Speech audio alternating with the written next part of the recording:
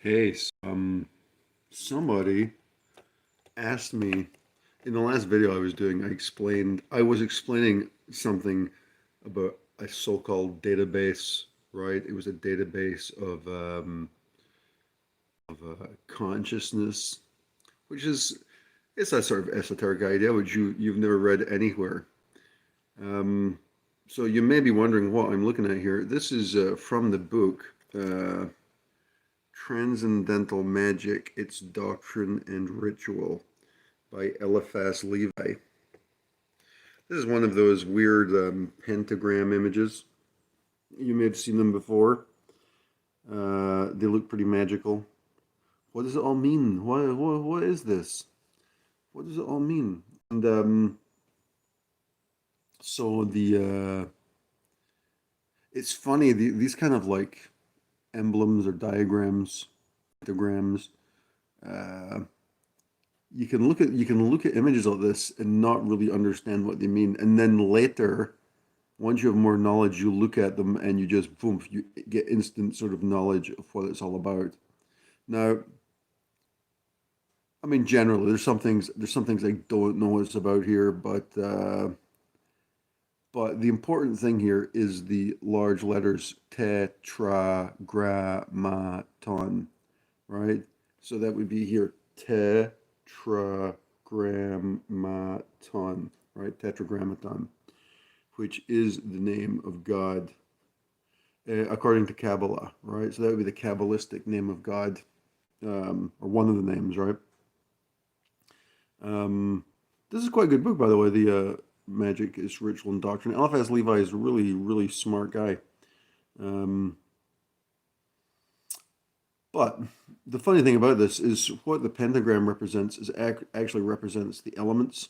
So you get fire. Each point of the star, one would represent fire, water, air, earth, and spirit, right?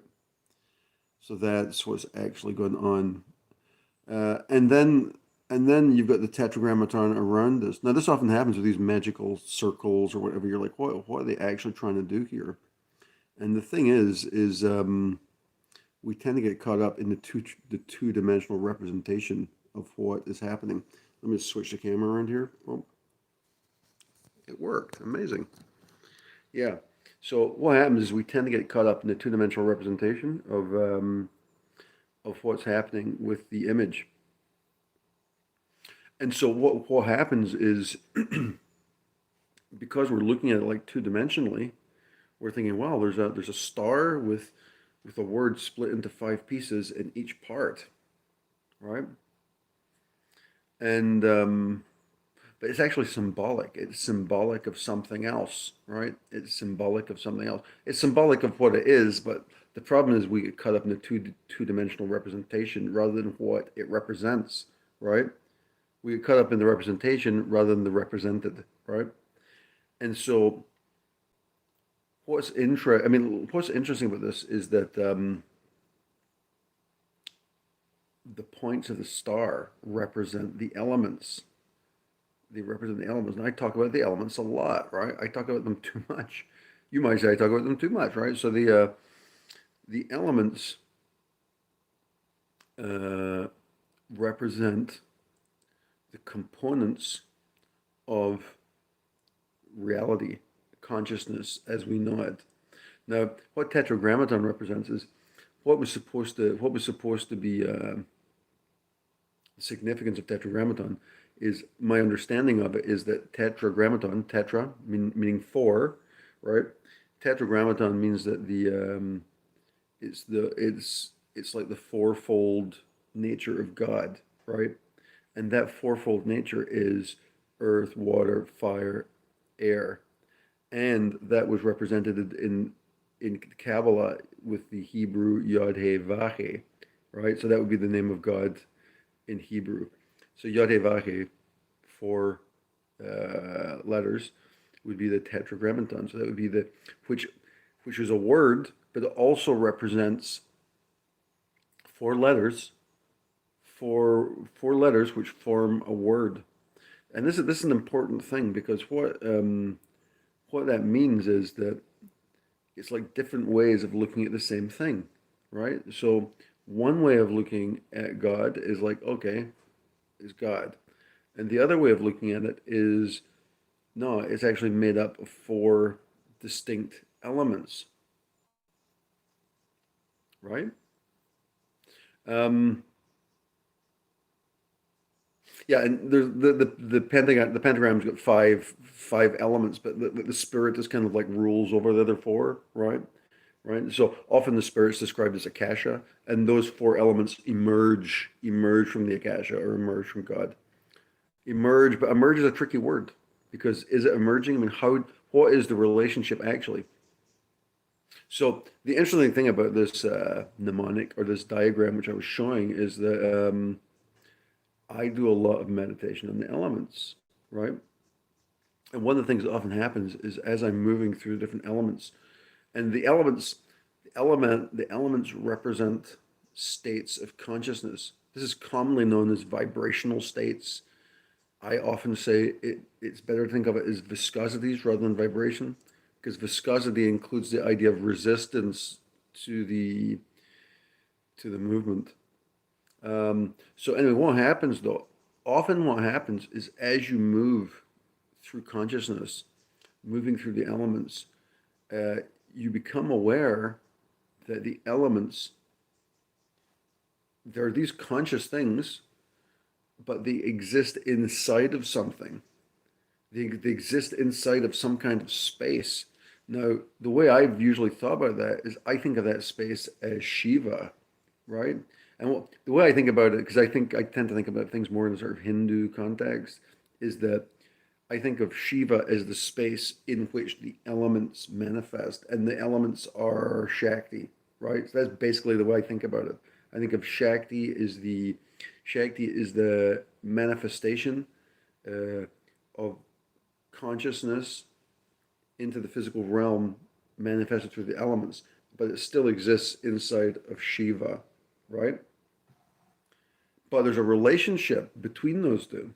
And see, this is an interesting relationship because if we go four elements and they exist inside Shiva, right? What's the relationship? Now, what's happening? What I'm actually suggesting in this video is that Tetragrammaton and Shiva are the same thing. That's what I'm saying, right? Tetragrammaton is the Jewish or the Kabbalistic version of Shiva. That's what I'm suggesting. I've got no textual reference for this. This is just based on observation. And also, it's based on observation. It's also based on insight. Hey, Applecom. It's based on insight because when I looked at this image the other day, it just hit me. It's Shiva, just instantly. It was like, oh, I finally get what this thing's about. So what this actually represents is represents the four elements in the space of Shiva. Let me just switch that around again, right? So four elements, and the reason this is split up into different syllables is it's trying to spatially suggest the idea that Shiva, or in this case Tetragrammaton, surrounds completely the elements, right? That's what's going on. Um, so um, but there's a thing here about what is the relationship. Now, if we say that the elements are are inside of Shiva, there's almost kind of like a cup and a wand, right? There's like a cup. Okay, these are the elements, and they're inside the cup of Shiva, right? Which is an interesting inversion, and you often see these sort of inversions in this sort of magical, metaphysical space. Like there's, oh man, I hate it when that happens. I got coffee. I forgot to put sweetener in it. That's so annoying. Um, anyway, but you often see these inversions of polarities. So, like what I'm saying is, okay, so the elements are inside of Shiva. Is that what's going on? Or or is the or is Shiva composed of the four elements? Like it's a chicken and egg question. Which came first, right? Now, I'm going to harken back to my last video, um, whose name I can't remember, but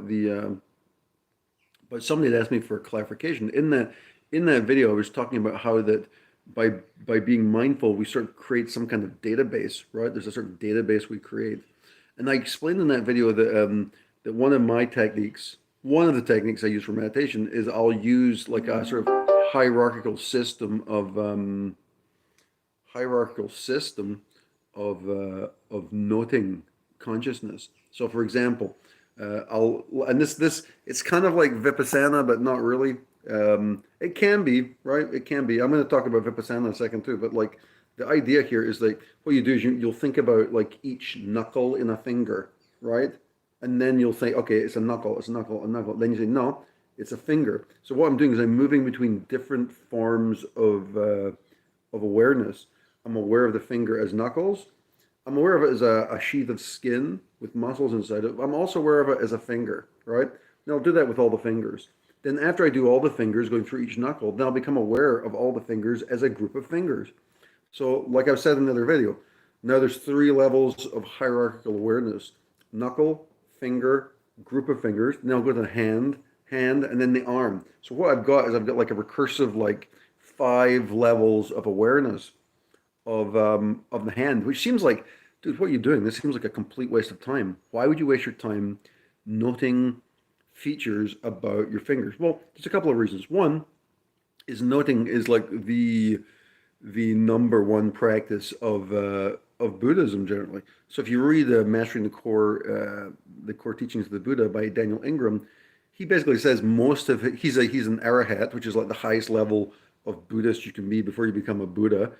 Um, he was saying most of his advances came from just noting, simply noting stuff, and he did it in like 3 years, right? And he said it. He's a doctor. He was like, it was much easier becoming an arahat than it was to become a doctor, right? Because there's just a simple practice, and you just know it. So in some ways, the way I'm explaining this is sort of too intellectualized, right? It doesn't really have to be this deep, right? And actually, there seems to be like a conflict. Like I'm sort of trying to be intellectual, like as a way of explaining it, but there's a process where it's actually better not to think about it, like not to think about it as databases. Like the moment you try and categorize it, you're actually ruining it in a way. Um, but there's this one aspect of it. Well, everybody's doing it, right? This is like one of the core practices of Buddhism. But there's another reason why this is an interesting practice, and the reason is because it reveals insight. It reveals insight. Now, so there's a couple of different types of meditation. Let me see if I can. Now, usually I talk about this as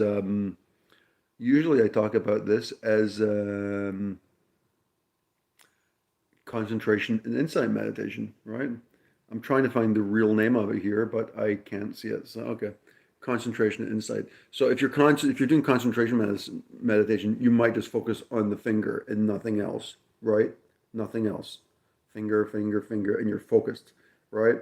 And eventually you'll get this sort of razor sharp, like I talk about. It's like a diamond. It's a focus that's so focused that it can cut through anything. But the insight meditation, you sort of allow your mind to roam about a little bit, and it's like you're not roaming, you're not really thinking, you're sort of observing, right? You're sort of observing what's going on. It's an observational. So this is what mindfulness is. So I was talking about the database. I was talking about a database, like creating a database of information. But what I'm really talking about, I guess, is just straight up mindfulness. It's observing the differences. Okay, so it's like, okay, this is a knuckle. Okay, it's a finger. It's both things, right? So this conflict, I often talk about this, is like allowing your mind to sort of ruminate, to move between 2 different observational perspectives, right? 2 different observational perspectives. Now, the reason I'm mentioning this is because the big surprise here, this is deep. It may not sound deep, but this is my core teaching. If I have a teaching, this is my core teaching, right? But here's my core teaching is the process of observing the difference between the knuckle, the finger and the hand it's a training ground. It trains you to see the same relationship between the elements and Shiva, or in this case, right? Yeah, I'm spilling the beans. Dude, I spill the beans every time. It's just like I just keep talking. I just keep talking to myself, But I'm just not explaining it well enough, I guess.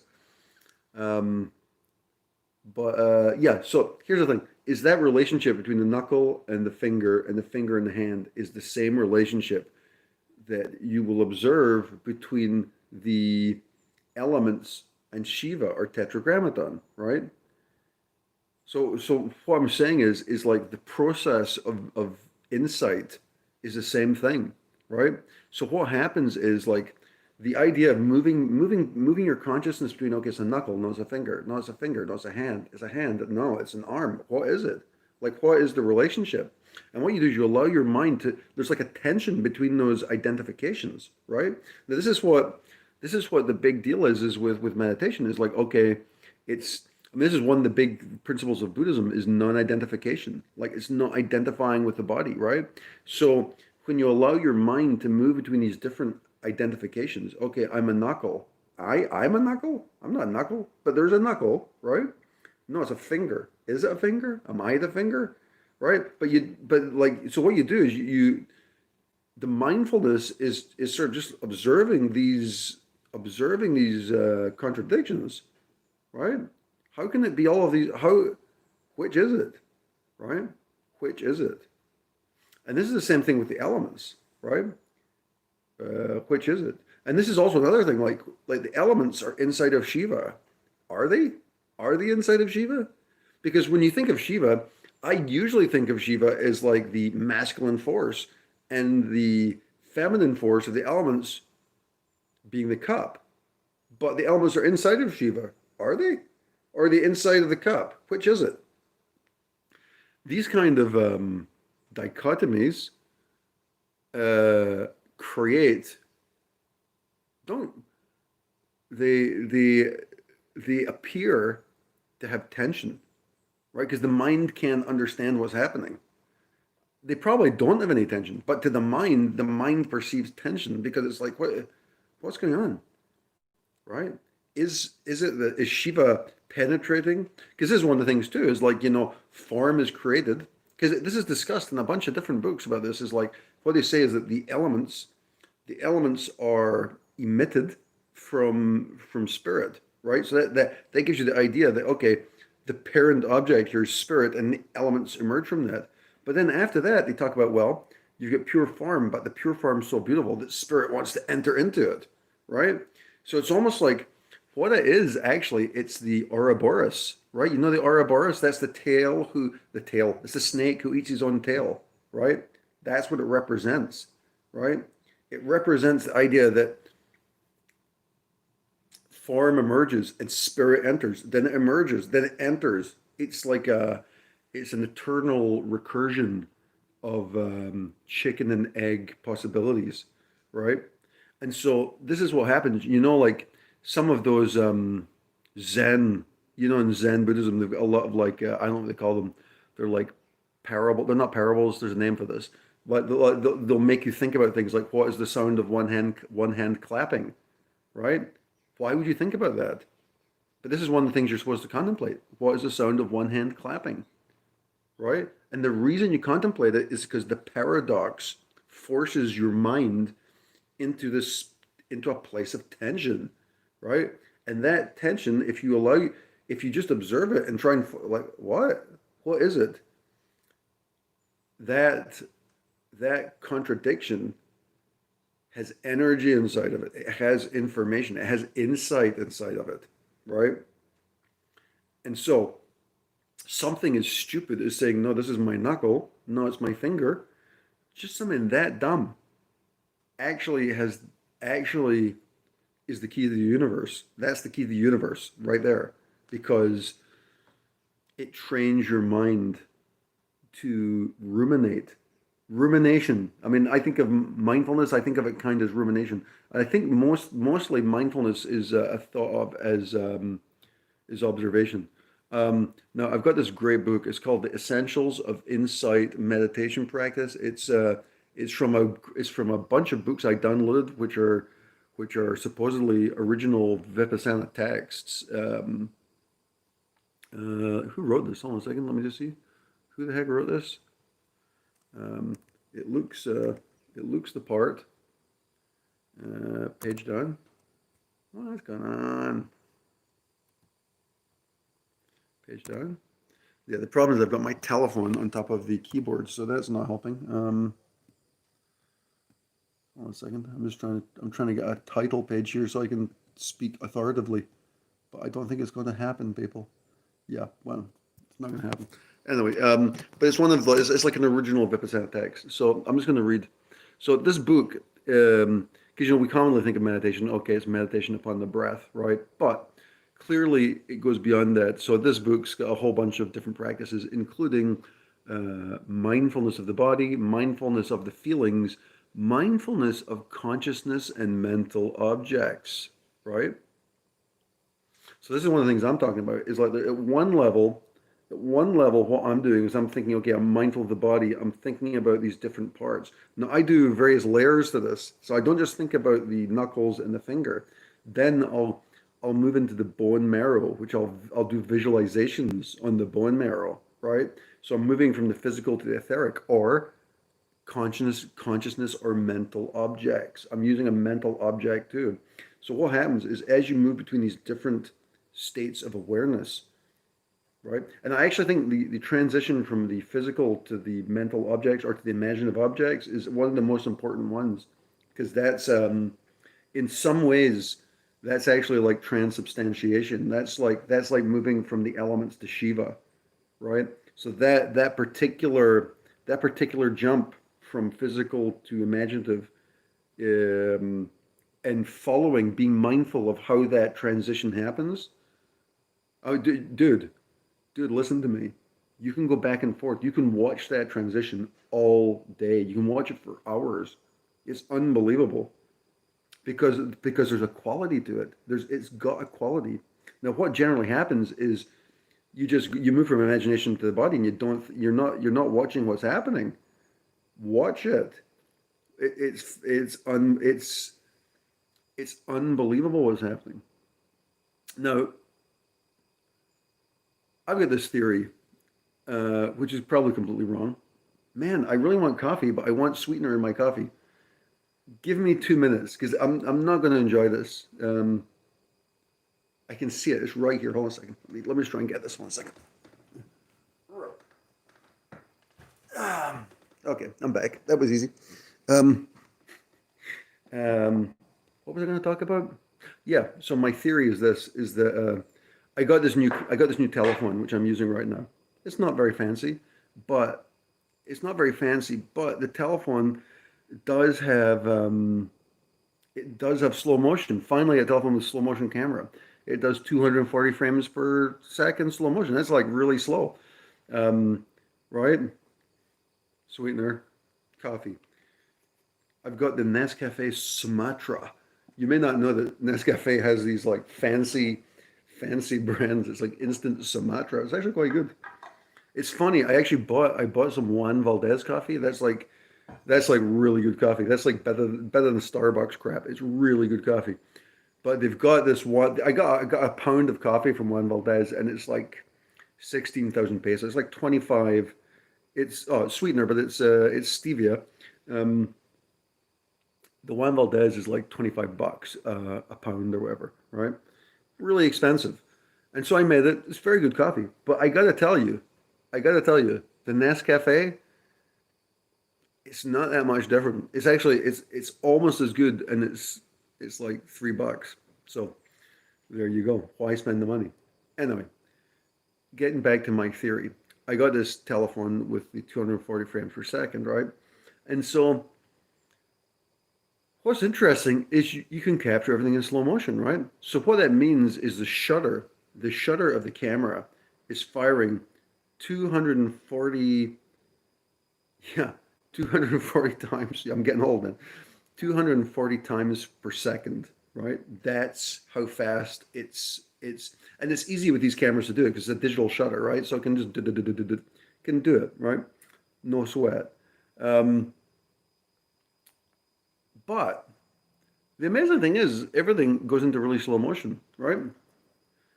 But the funny thing is, and this is like an abstract theory, but you like here's my proposition.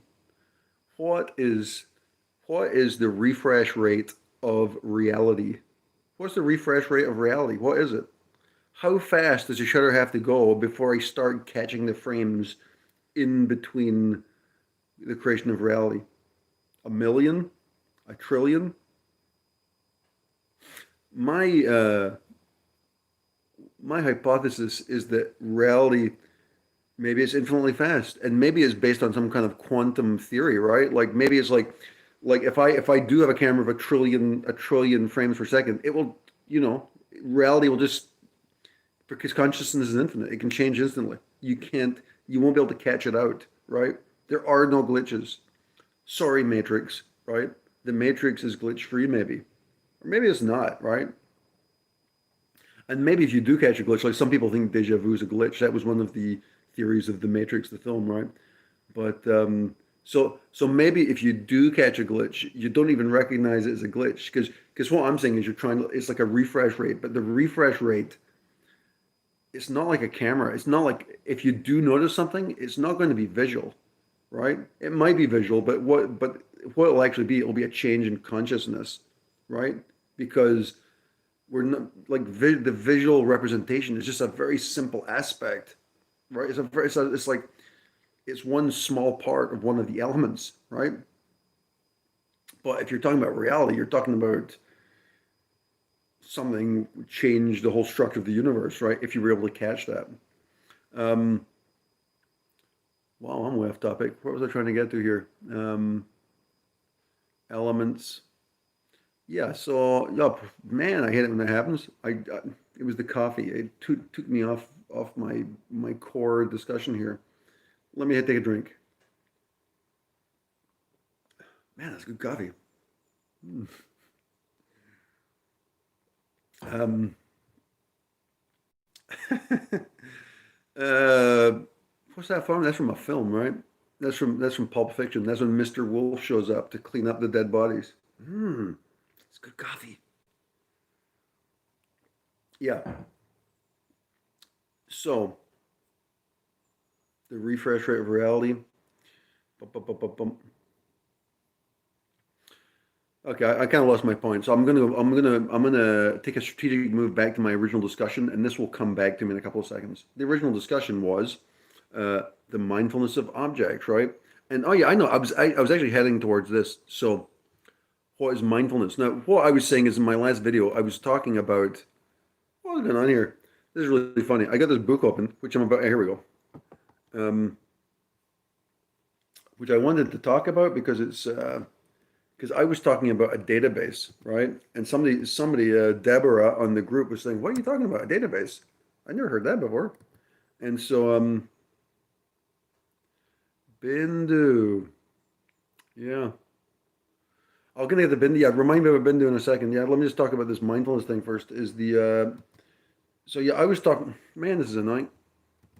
How is this not advancing? I've got this PDF open and it will not move. I've been reading this for all week and now the pages are not presenting themselves. That is really annoying. Okay, because I was going to read a little bit of it because I just wanted to put my whole thing about the database in context. So I was saying like what happens generally is, here's my point, is that okay, now it's open. My point is this, is that when you are mindful, observing these different things, it's kind of like creating a database of information because generally your consciousness is moving around freely, right? There's no structures to constrain it. But noting, when you start noting and being mindful, what happens is almost like it's like you've got a large blanket waving in the wind, right? Like say you've got a clothesline and you've got a blanket you need to hang up. Now, if you just throw the blanket up, it'll probably get blown away, right? But if you've got clothespins, you can start using clothespins to pin it to the rope of understanding. So those clothespins, might represent the noting. So when you note something, it's like a clothespin in the blanket. Okay, that part's locked down. Okay, other clothespin, this part's locked down. And so what you do, you convert like a chaotic rolling blanket into something which suddenly becomes perceivable, right? So the noting practice is like pins into consciousness, right? And um, and I would say it's kind of like a database because you're sort of building information, right? You're sort of saying, okay, but you're not. It's not really a database because a database implies that you're storing information, right? And the funny thing about it is, this is interesting. This is kind of metaphysical. It's kind of hard to explain this, but for example, if you're to say, okay, here's my knuckle, here's my knuckle, here's my finger. Now that's a sort of relative information. So maybe I could build a cell in a database and say, okay, there's three knuckles here. Then I could go up a level and then say, okay, there's a hand and there's five fingers in here. So we're drilling down into hand, five fingers, drill down into finger, we get three knuckles. So you could think of it that way, like as a hierarchical database, right? So, which is, but the important thing about the database is not the contents. So it doesn't matter. It doesn't matter there's three knuckles or five fingers in the cell of the database. That's not important. What's important is that you become aware of the structure, right? You become aware that there's a structure. And when you become aware of that structure, it's something happens with consciousness. It starts making you more,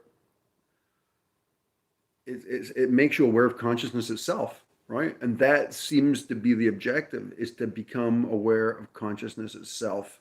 Because once you can do that, everything starts unraveling. This is from Essentials of Insight Meditation Practice. It's Vipassana book. In sitting meditation, we watch rising and falling of the abdomen. Beginners may find it difficult to fix their minds on the rising and falling of the abdomen because it's not something they are used to observing. So it would help if you put your hand on your abdomen, feel it as it goes up and down, rising and falling. One has to bear in mind that not to expect this rising and falling to be constant. It's not a constant object. It's not that easy an object to observe. Often it can be very elusive. It comes and goes, blah, blah, blah. Okay, when your aim is not to control the rising and your aim is not to control the rising and falling. Your aim is to observe and follow the phenomenon, the process concerned with rising and falling, right? So it's usually the rising and falling is what we call the wind element, Vayu Dhatu. Here, Vayu Dhatu is the more prominent of the four elements: earth, water, fire, and wind. It has the characteristics of tension, vibration, and motion. So here again, this is the same kind of relationship. You're not actually, what you end up doing, people say follow the breath, right? But you're not, the breath's not the important thing. What's important is becoming aware of tension, vibration, and motion. So the things you're actually observing, so what happens when you start meditating, you say focus on the breath, and it's really boring because it's the breath. But that's not, when you get more practice, why don't you start following tension, vibration, you're actually looking at something else. So it's not the contents. The contents of the cell might be the movement of the rising and falling of the breath, right? But it's actually something else. That's just representative, or maybe that's a container also for more subtle elements. In this case, tension, vibration, and motion. It's kind of meta. There's like a meta aspect to this. So when I'm talking about the knuckles and the fingers, that's not what's important. What's important is that I'm making the process of navigating between these, right? So it's the energy of navigation is more important than the observed object, right? So you observe the objects and you have to do that, right? And you have to sort of move between them. But what's actually important is the awareness that you're doing it, right? So as you do it, this is the thing, people think meditation isn't trance, right? Meditation is not trance. Like if you're trance, you're just like, you're like in a state of like, it's not mindfulness. Mindfulness is actually active. Your mind is be aware. You gotta like stay awake, like observing. right? Like if you were like a private detective and you went on a stakeout, being in a trance is falling asleep in the car, right? Being mindful is you're watching the front door to see if this woman is cheating on you, right? That's mindfulness, right? But the but you fall. So this is the difference. Trance is not meditation, right? Hold on a second. It's really hot in here all of a sudden. There we go. Oh.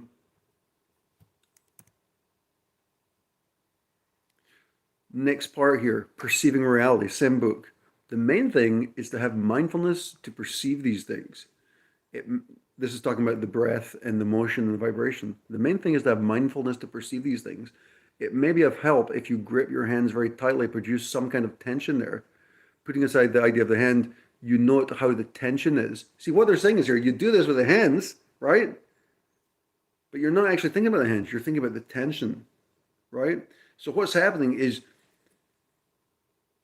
it's looking for more subtle, there's like, it's observing and then looking for subtlety in the observation. Now, I'm kind of off the farm here right now. My point generally here is that this ties in to, this is the important part. Let me just flip the camera again. Tetragrammaton, right? So we can be aware of the elements. There's 4 elements here. I don't know how they're marked out here, but it's, you know, it's like what is it? I think it's east is Gabriel. I don't know, but it's fire, water, air, earth, and spirit at the top, right? And then you get Tetragrammaton or Shiva all around it. Now, the interesting thing about this is that, you know, you can't,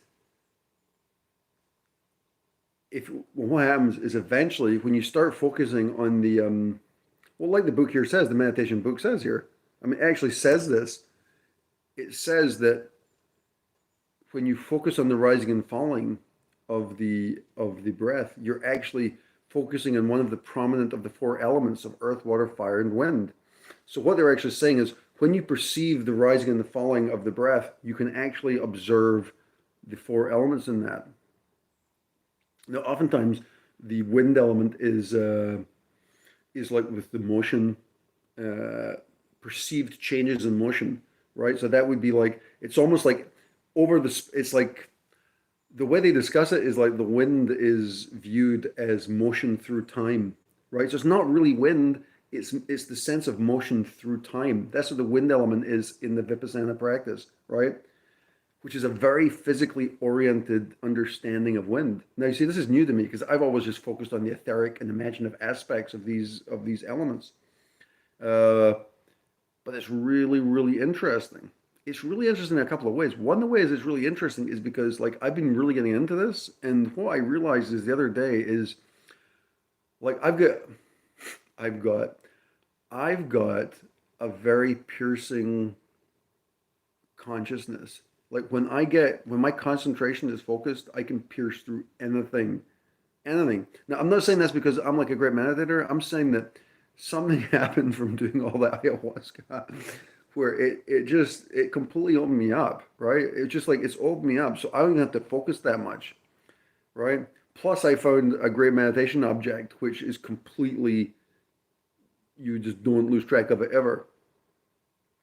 But what I discovered is that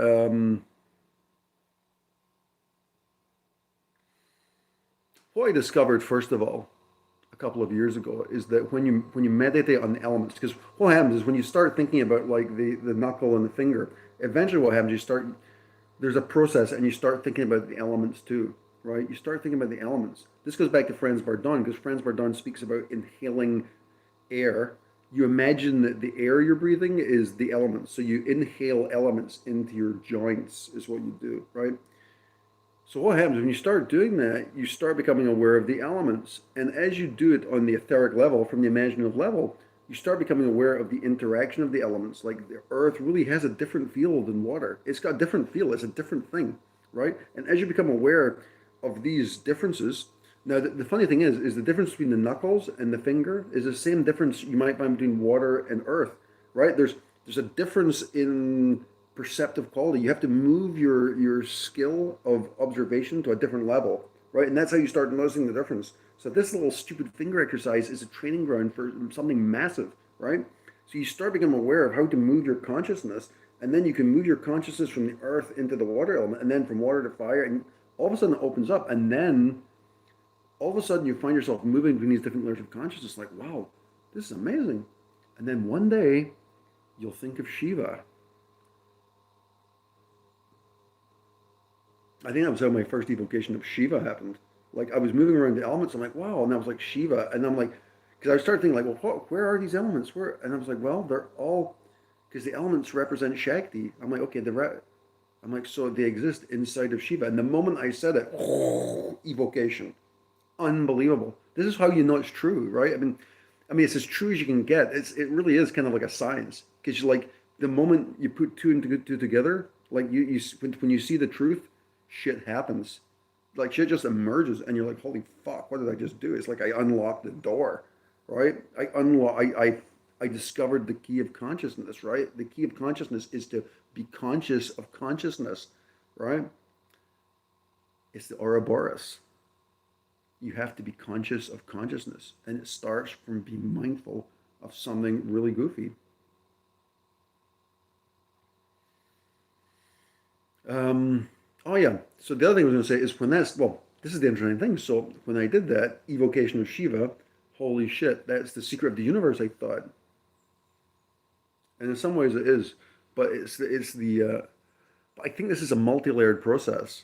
I'm not sure. Yeah, I mean, it's multi-layered. There's a whole bunch of different layers. So I'm basing this on a recent experience because, like I said, like I've been doing this for 4 years now, like going through these layers of consciousness, like piercing through the reality of the etheric and the mental.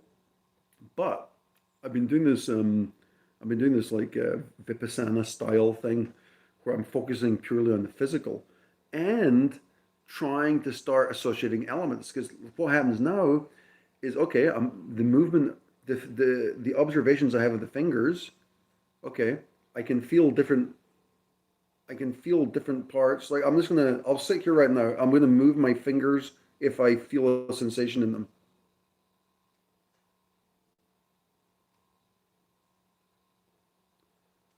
And the sensation a lot of times is just my awareness, right? But what happens is that awareness moving, you start thinking, okay, it's not just awareness, it's not just a tickle, it's actually the wind element, right? So it's another layer of the hierarchy. Okay, so it's the wind element. So now I'm moving between knuckle, finger, okay, wind element. It's wind. Maybe it feels hot, fire element, right? I just got tickle down here, right? Wind. So I haven't done this yet, but you can pierce through reality doing this. So you mean like when you do it when you do it with mental or imaginative constructs like objects, you can pierce through reality, but you can also do it at the physical level. It's almost like the way it sort of appeared to me. It's almost like if you get like a soccer ball or a football, right? And you know how like the leather is like it's like sewn really tight, like it's like really tight. And the seam is in the inside, right? So you can't actually see the threading, maybe a little bit. But I mean, could you open a football like with your fingers? It's impossible, right? You can't do it, right? That's kind of how that's kind of how reality is constructed. It's the seams. It's seamless, but there are seams. There are seams there, but it appears seamless, but consciousness can break through it. So it started happening the other day because I was going through these different elements, and it's like I don't know what it is. It's almost like you're zooming in. So it's like you can zoom in, and all of a sudden you can see it. You can see where the seam is, and you can penetrate through it. It's unbelievable, dude.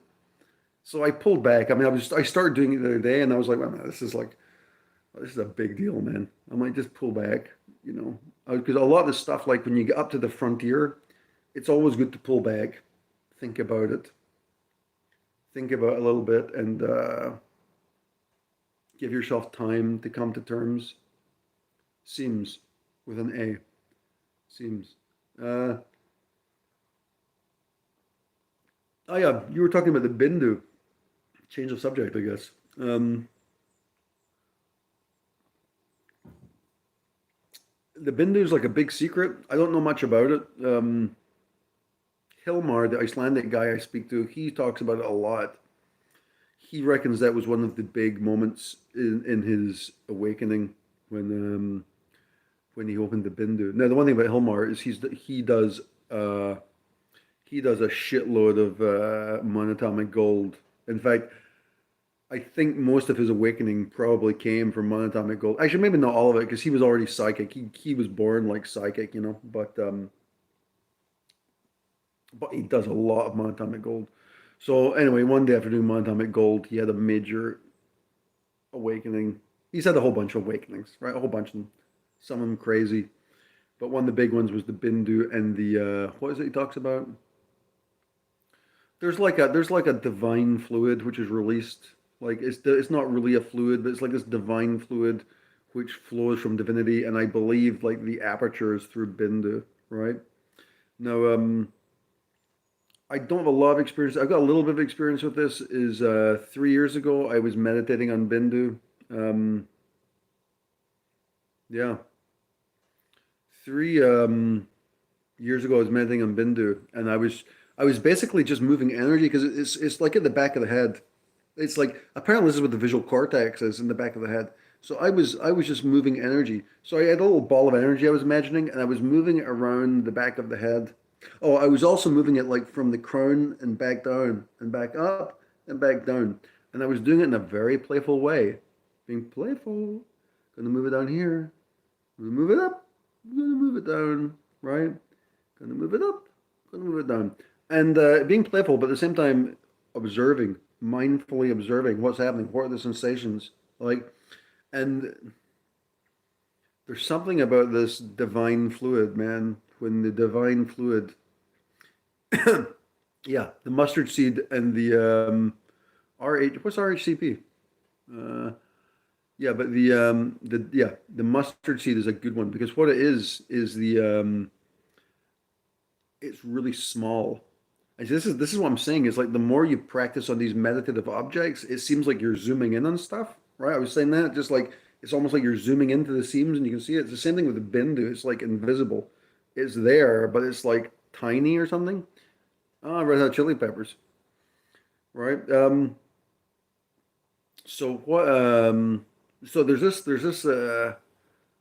but the more you practice this, the more you have this ability to zoom in and out. Now, at the time, I was just doing this naively, but I had a huge surfeit of energy, like massive amount of energy. So I was doing this. I was outside school waiting for the kids to get out of school, and I'm just playing around with this, and then it felt and it was visual too. It felt like this golden fluid came right down. It felt like it came down and spread out through my head. And what happens? It's really shocking when this happens because it's the difference between seeing a video about ayahuasca or doing ayahuasca, right? It's because the experience of this golden fluid is beyond comprehension. It comes through. It's like an experience of pure consciousness, and it was like at the time I was convinced because I've been doing a lot of reading. I was convinced that Lalita Tripura Sundari, who's like the she is Shakti. She's like the head Shakti goddess of Sri Vidya Tantra. I was convinced that she was located in Bindu, right? So I was sort of doing like oh, there was a mantra too. What was the mantra? There's a great mantra. Can't remember what it is, but I was doing this mantra too at the time, and I was doing this, and then it just exploded, and this fluid came out. So yeah, what's that? It's called Ojas. No, it's not Ojas. That's something else. But it's like, but that was working with Bindu. So it seems to be that like they talk about like there's various knots in consciousness, granthams they're called, I think, the granthas, and they're the knots which are like located strategically in your body. And so, in order to have like full consciousness, you've got to sort of you got to sort of unbreak those knots. You got to break the knots, right? You got to open the knots in consciousness. And I guess the way you do this is the way you do everything. You just contemplate it, right? Oh, this is another thing I was wanting to talk about too. In my classes, which I did, which I'm going to have on YouTube soon, um, on the membership part, uh, in my classes, I talk about a lot of techniques about working with the chakras, right? Dude, you're getting all phonetical on me. I talk a lot about the chakras, and I talk about a lot of techniques to work with the chakras, um, like imagining balls of energy, moving them through the chakras, using different ideas, and even now I'm doing this now, talking about ways of thinking about stuff, right? Those are all valid ways of coming to terms with consciousness, but there's a stage. I think those are all valid, like when you're learning about this stuff. Hey, JK. Oh, yeah. Well, the funny thing is, JK, is I just bought my armas from like a local dealer here in Chile. I just looked up onto the local. There's a website here called mercadolibre.cl, which is kind of like eBay. And so I went on, looked it up, and I found it like for $10. And I thought, well, hell, I'll buy it. Didn't know if it was good, but it was really good. Um, and I'm taking very, very little of it. I'm taking like, I put one drop in 500 milliliters of water. It's in the fridge. And every 3 or 4 days, I take a chug of it. And it's changed my life. Um, it's not quite changed my life yet, but I mean, yeah, my life is changing as a result of it. Yeah. Oh, no, it's really good. It's really good stuff. Yeah, I think everything's expensive in the States, right? But here people are more down to earth. I mean, at the end of the day, it's just salt water, right? I mean, let's keep it real, right? Um, what was I talking about? I was talking about Artemis. Oh, no, I was talking about the chakras, yeah. Post link, yeah, yeah. I mean, you should be able to post links. I don't know why that's not happening, but probably by default, yeah. I don't think you can change that. Put a space between the dot, like Google space dot space com. That'll probably work. Um, yeah. Anyway, what I was going to say is this: is that working with the chakras, there comes a point, and I was doing this week. Is like I was moving energy through the chakras and stuff, and I'm like I was remembering Chrism, who's the guru I worked with the Kundalini, and he was saying to me 2 years ago, he's like, you don't have to even think about the chakras. And Igor Kufayev, who's the tantric guru who I really, really like on YouTube, he talks about this too. Um, and actually, here's the funny thing: is when you get to the chakras, is if you move into a pure devotional state to God, like really, if you want to see like massive reactions from the chakra, contemplate the chakra by all means. Contemplate it, think about it. Don't try and stimulate it, right? Don't try and stimulate it. Contemplate it, and then start contemplating it as an organism of divinity, right? And then start being devotional to God. Watch what happens to your chakra when you do that, right? You want to see some serious shit happen? Do that. Yeah. So the thing is, it's almost like moving energy and stuff is almost like an egoistic thing. I mean, what are you trying to achieve? Now, the thing is, you can achieve stuff by doing that. So what happens is, if you imagine that the chakra is like the portal into divinity, it's also defending divinity, right? It's like a capacitor, or it's a resistor. It's a resistor and capacitor, I suppose. But it's maintaining energy. It's like a dam maintaining infinite energy behind it, right? And here are you, teasing it with like energy balls. Now, what happens is when your little energy ball hits that, it creates friction, right? And you can create a lot of friction depending on the quality of your imagination. And when you create friction, like anything, when you rub things against each other, you create heat or, right, heat. Now, the heat of consciousness provides elevation to move into other dimensions if you want to do it, right? And that's probably what magic is, right? Is like you can use that heat like as a, it's almost like you're in a glider, and it raises you up like so you can move into other dimensions. But it's still the result of an egoic activity, right? I'm not saying that's wrong. I'm just saying it's one way to look at it. And it's good to try and think about these things from all aspects, right? Think about it from all aspects. Um, because it stops you from getting trapped into patterns, right? Um, so one of the things I've talked about a lot in the classes I talk a lot about using sexual energy as a way of penetrating through the chakras, right? Because there's a metaphorical, it's the same energy. So when you start becoming conscious of the sexual energy and the divine energy, like moving between the knuckle and the finger, this one, this one, this one, this one, you become aware of a higher level of consciousness by doing that, right? And that's really a valid thing to do. But it's also valid to go in the other direction. And this is some of the mindfulness practices they do. Is like, for example, um, if you're using sexual energy, it might be lustful energy, right? So, but it's also good to go in the other direction with that. It's also good to say, okay, let's look at how that's not. Let's observe how that energy is not real, right? Because it's really easy to get caught up in the idea that no, this energy, this is the magic. And I'm the core progenitor of that viewpoint. This is the core energy, and let's like connect these energies together, right? But it's also great to go in the other direction and say, no, look, this energy is actually an illusion. It's an illusion. Look at all the things this energy is stopping you from accomplishing, right? And go in the other direction and start observing the truth from the other side. So I think you've really got to go. You've got to sort of you got to go on both sides, right? And if you get caught up, and I guess I've been caught up in the whole that angle of the energy, right? But it becomes a bit of a trap. It also becomes kind of boring after 4 years. You're kind of like there's got to be more to this than just this. It can't all be bliss all the time, right? It has been 4 years of complete bliss, right?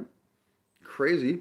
I mean, literally, I was here last night, and I'm just get like my whole head is just vibrating all night.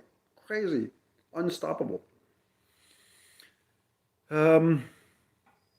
Anyway, I've kind of been blabbering for an hour. I managed an hour again, but this I was calling this video Shiva's database, right? Because what it is yeah, it's not really a database. It's not really a database. It's a metaphor for mindfulness, right?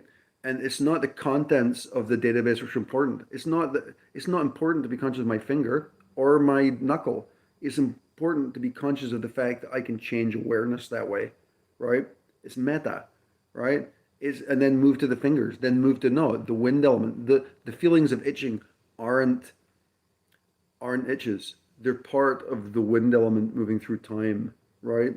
This is why reading books on all these subjects, it it tills it's like tilling your conscious. It's like taking a tractor through your consciousness. You dig up the earth of your consciousness. The books help do that, and then you put fertilizer in them with some of these new ideas. I can't tell you how many times I've been meditating, and then an idea I've read in a book, it's like it becomes that's what they were talking about, right? People tell people tell me that eventually I smelled the gas there for a second. People tell me that eventually that you don't want to read. All you really want to do is immerse yourself in the experience, right?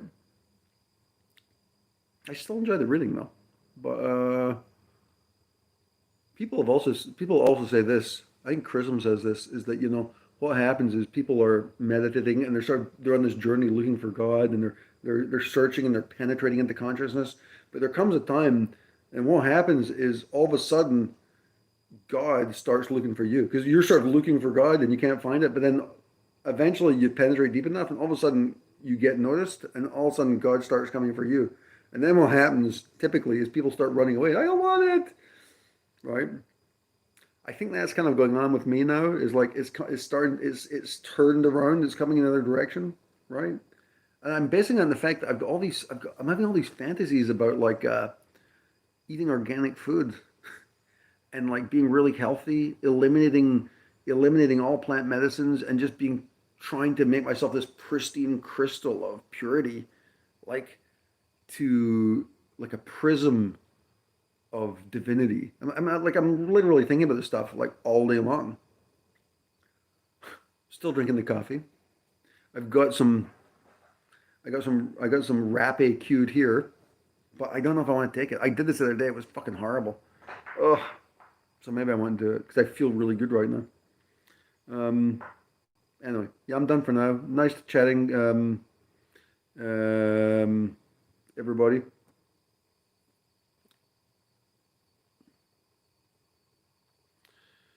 Yeah. So, yeah. I don't know. I guess that's all I got to talk about. I wasn't planning on talking that long, but there you go. Right? And it shows that, yeah, this is what happens. Every time I have a massive experience, I'm like, no, right? No, it's too much. But then you go back, you're like, wait a minute, that's got to be something important, right? Anything that powerful? But you got to be you got to be a pristine crystal when you get to this level because, yeah, because if you don't want refractions of negativity because it's just scary the shit that can come out. Anyway, all my best. Love to you all. Peace.